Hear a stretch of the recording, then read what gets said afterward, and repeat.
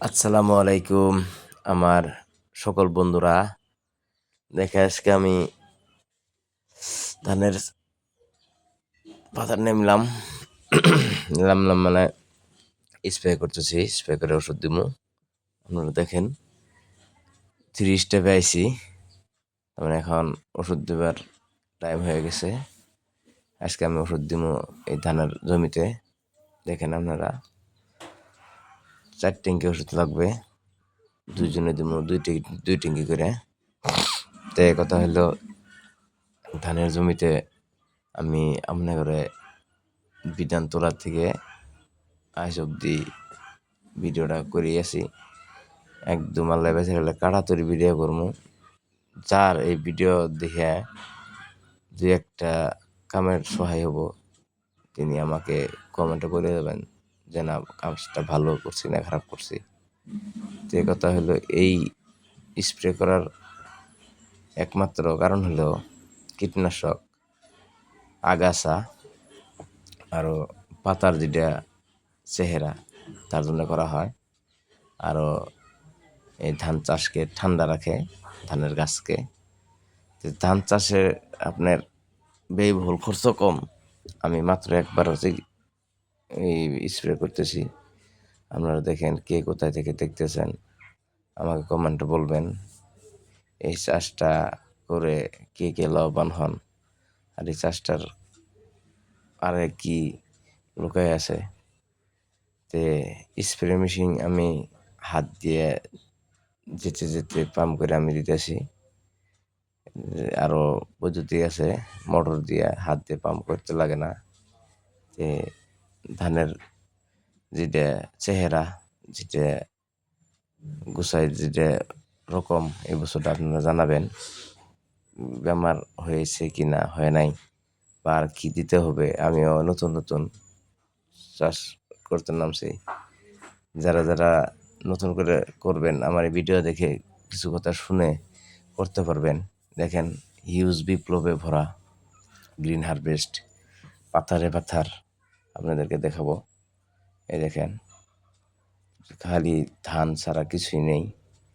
যে কথা হলো আমার মানব জীবন যদি সৃষ্টি থাকতে হয় ধান চাষ করতে হবে, কেননা আমরা এই ধানের উপরে অন্যর উপরে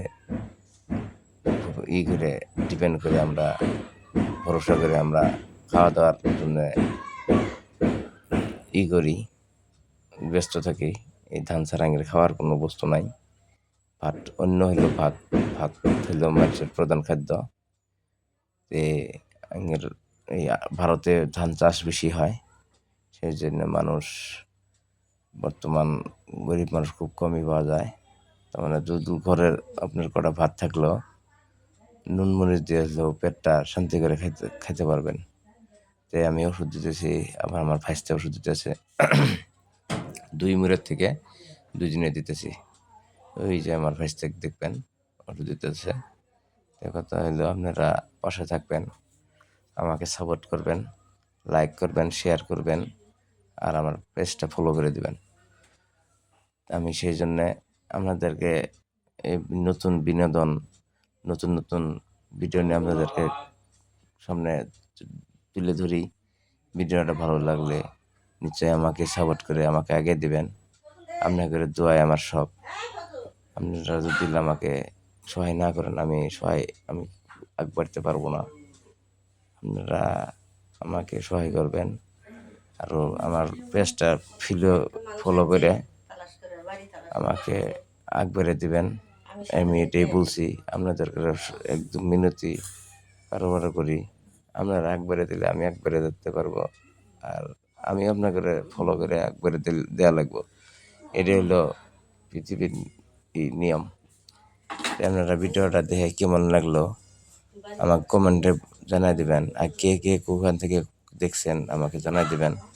কারণ এই ধান চাষটা হলো মানুষের জীবনের সাথে সংলগ্ন হয়ে আছে, জড়িত হয়ে আছে।